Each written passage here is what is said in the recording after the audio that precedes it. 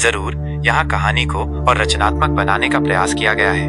कहानी गौरी की सुनहरी बगिया और भालू की भूल। किसी हरे भरे गांव के हृदय में जहाँ सूरज की किरणें पत्तों से छनकर नृत्य करती थी, गौरी नाम की एक शांत स्वभाव की गाय रहती थी। उसकी आंखें गहरी और बुद्धिमान थीं और उसका हृदय प्रकृति के प्रति असीम प्रेम से भरा था।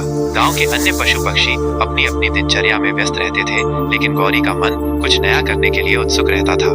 एक गुनगुनी दोपहर जब आम के पेड़ों पर बौर आ रहे थे, गौरी को एक विचार आया, क्यों न इस बार पपीते की खेती की जाए।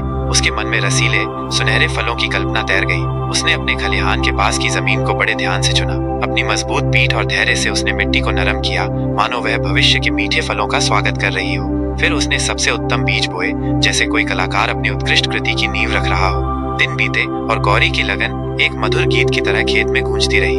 वो नियमित रूप से पानी देती, खरपतवारों को प्यार से हटाती और छोटे पौधों को अपनी ममता भरी नजरों से सींचती। प्रकृति ने भी उसका साथ दिया। धीरे धीरे धरती माँ की गोद से हरे भरे पौधे निकल आए। उनकी पत्तियां सूरज की रोशनी में चमकती थीं। कुछ महीनों में उन पर छोटे छोटे फल लगने लगे, जो धीरे धीरे बड़े और सुनहरे रंग के होते गए, मानो किसी ने हरी कैनवास पर सुनहरे रंग घेर दिए हों। गांव के सभी जानवर गौरी की अथक मेहनत और उसके हरे भरे खेत को देखकर प्रशंसा करते थे।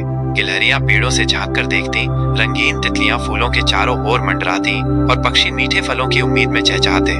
लेकिन उस शांत गांव के पास ही एक घना जंगल था, जहां भूरा और फुर्तीला भालू रहता था। भोलू उसका नाम था और उसकी एक कमजोरी थी, मीठे फल। उसकी नाक इतनी तेज थी कि वो दूर से ही पके फलों की खुशबू पहचान लेता था। एक रात जब पूरा गांव गहरी नींद में सोया हुआ था, भोलू के नासापुटों में गौरी के खेत से आती मीठी सुगंध भर गई। उसकी इंद्रियां मचल उठी और वो चुपके से अंधेरे का फायदा उठाकर खेत की ओर चल पड़ा।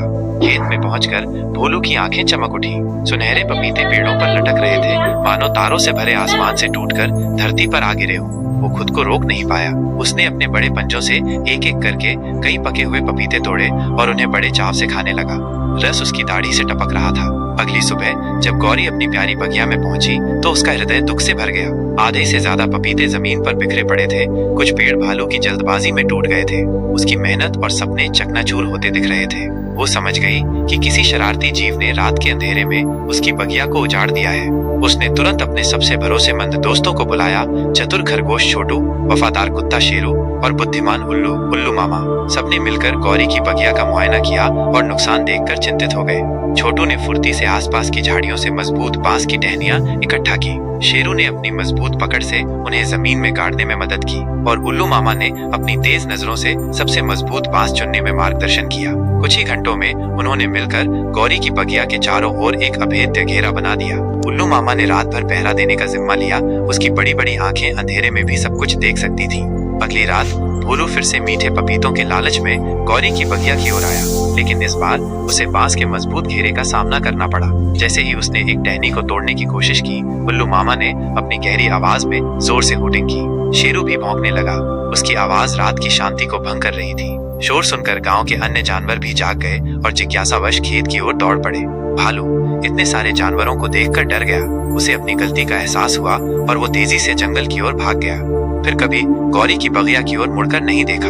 गौरी ने अपने दोस्तों का आभार व्यक्त किया, उनकी एकता और मदद के लिए धन्यवाद दिया। उसने फिर से अपनी बगिया की देखभाल शुरू कर दी।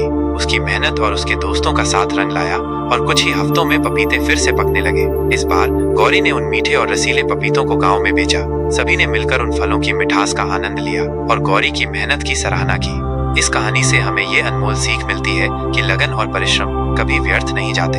एकता और समझदारी से हम बड़ी से बड़ी मुश्किल का सामना कर सकते हैं और अपनी मेहनत की रक्षा के लिए हमेशा सतर्क रहना जरूरी है, क्योंकि कभी कभी शरारती भालू भी हमारी मीठी सफलता को छीनने की कोशिश कर सकते हैं।